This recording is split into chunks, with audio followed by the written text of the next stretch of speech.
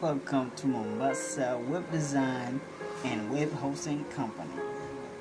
Today we'll talk about the top 10 things to look for when choosing a web designer or a website developer.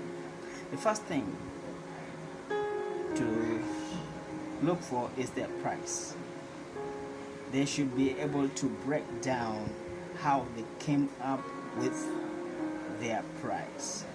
If it's too low, then they are fraud, they are cheating on you. If it's too high, then there's a reason why it's too high. Go ahead and look around, go to a couple of people and see their prices. But before you ask for the price, you should know your budget. Know your budget. How much am I willing to spend to take my business online, to build a nice search engine optimized website so that my customers can find me online even when I've closed my office.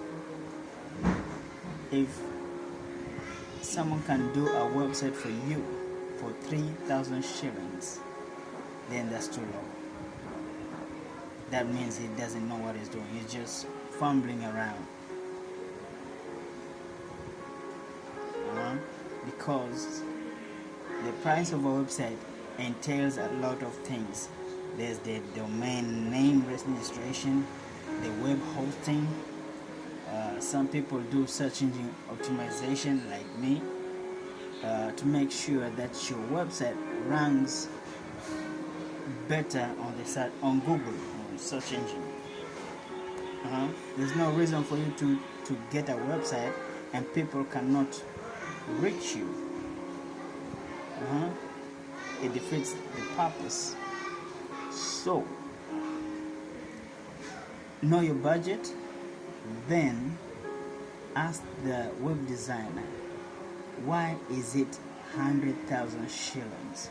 Why not 80? Why not 50? Then they'll explain. If they cannot explain how they came up with the 100,000 shillings, then they don't know what they're talking about. The second thing you need to look for is their reputation. What are people saying about them online or offline? Look at their reviews. Listen to other people. If you see a lot of people complaining about them, don't go with them. There might be a good company, but they're taking a lot of jobs, which means if a website that can be designed within 3 days, it takes 3 weeks and you don't get your money back. So find out their reputation. What are people saying about them? You can find out their reputation through their portfolio, through the jobs they have done before, or you can just Google them and see what people are saying online. Another thing is you should ask them about their knowledge, overall knowledge, not just designing a website. Do they know search engine optimization? Do they know social media marketing? Do they know how to work with different web hosting companies through their control panels? For example, GoDaddy is a very huge web hosting company. It's an international company. If you cannot work with their control panel, then it will be hard for you as a web designer to upload your customers' files through FTP, file transfer protocol. for you web designers out there, my fellow web designers out there. You know, so you should know, are they experienced? Another thing you should ask them is about their skill set. Their skill set. Their skills. All web designers have a favorite skill set. You know, maybe or a coding language. Some people are proficient in PHP. Some people are proficient in CSS. Some people know different kind of coding languages. So you should ask them, when you build my website, which language are you using?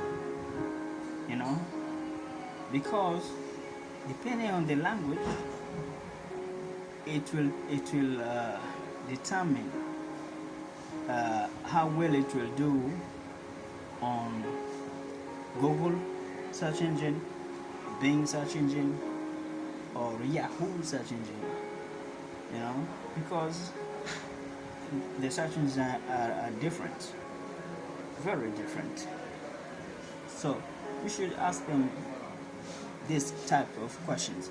Another thing you should ask them is, which platform are you using to build websites?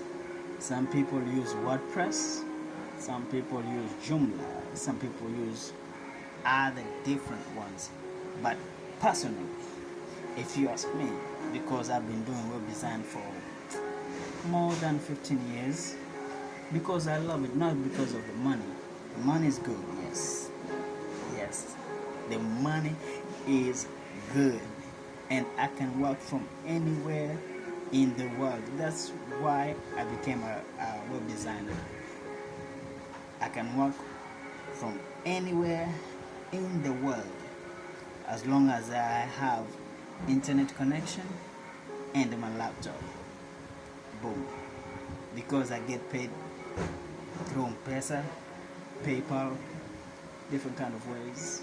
But that's another subject, so forgive me for digressing a little bit. So you should use most of my websites.